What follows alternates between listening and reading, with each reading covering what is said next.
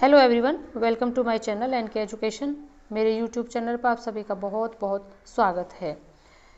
BPSC में शिक्षकों का ट्रांसफ़र, सक्षमता परीक्षा, बीपीएससी टीआरई 3 के द्वारा 1 to 5, 6 to 8, 9 to 10 और 11 से 12 वर्ग के सभी शिक्षकों की काउंसलिंग के साथ साथ उनकी पोस्टिंग और उनका स्कूल अलॉटमेंट कब तक होगा, इन सब के बारे में आज हम इस वीडियो में चर्चा करेंगे।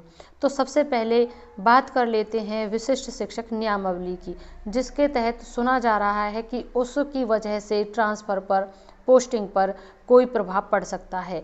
तो बिल्कुल नहीं, ऐसा कुछ नहीं है। बिहार विद्यालय विशिष्ट शिक्षक नियमावली की स्वीकृति मिलने से ट्रांसफ़र प्रक्रिया पर कोई असर नहीं पड़ेगा, यह क्लियर है। यानी कि जिस तरीके से पोस्टिंग और ट्रांसफ़र हो रहे थे उसी तरीके से होंगे। जिन्होंने सक्षमता परीक्षा पास की है, चाहे वह बीपीएससी द्वारा चयनित शिक्षक हैं, सभी का ट्रांसफ़र ससमय होगा। यानी कि विद इन टाइम, जो टाइम पीरियड दिया गया है उसी के तहत होगा।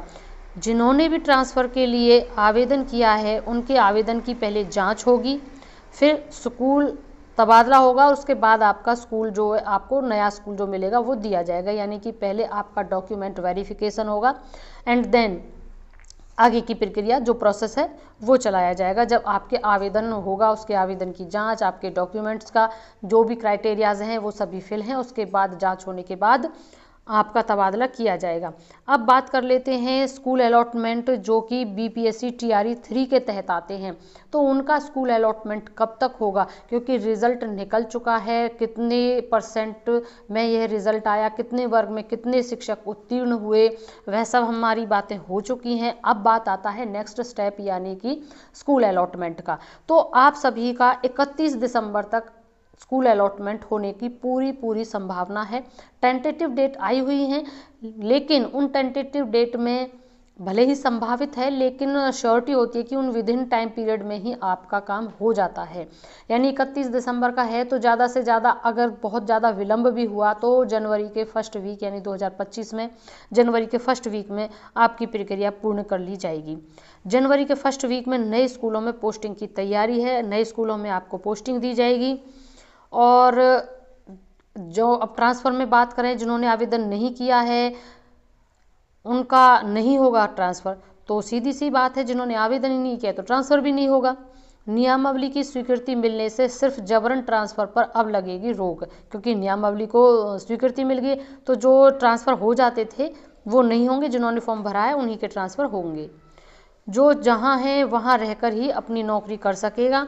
तबादले के लिए आवेदन करने वाले शिक्षकों का ट्रांसफ़र इससे प्रभावित नहीं होगा।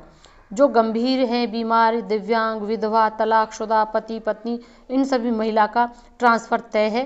बीपीएससी और सक्षमता पास दोनों में सेम कंडीशन लागू होगी। ऐसा नहीं कि सक्षमता पास के लिए अलग नियम होंगे और बीपीएससी शिक्षक के अलग नियम होंगे।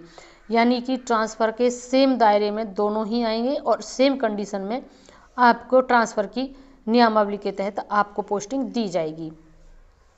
दूरी के आधार पर सर्वाधिक शिक्षकों को ट्रांसफ़र का मिलेगा लाभ। यानी कितनी दूरी है उसके आधार पर ही सभी को लाभ मिलेगा। अब बीपीएससी टीआरई 3 में जो आपकी स्कूल अलॉटमेंट होना है वो एक लिंक के थ्रू आता है और वो लिंक तुरंत हमें अवेलेबल हो जाता है। तो आपको कहीं पर भी यह देखने की ज़रूरत नहीं पड़ेगी, ना ही टाइम लगेगा। अगर आपने हमारा चैनल सब्सक्राइब किया हुआ है तो आप यहीं पर अपने स्कूल अलॉटमेंट की पूरी लिस्ट विद रोल नंबर देख पाएंगे।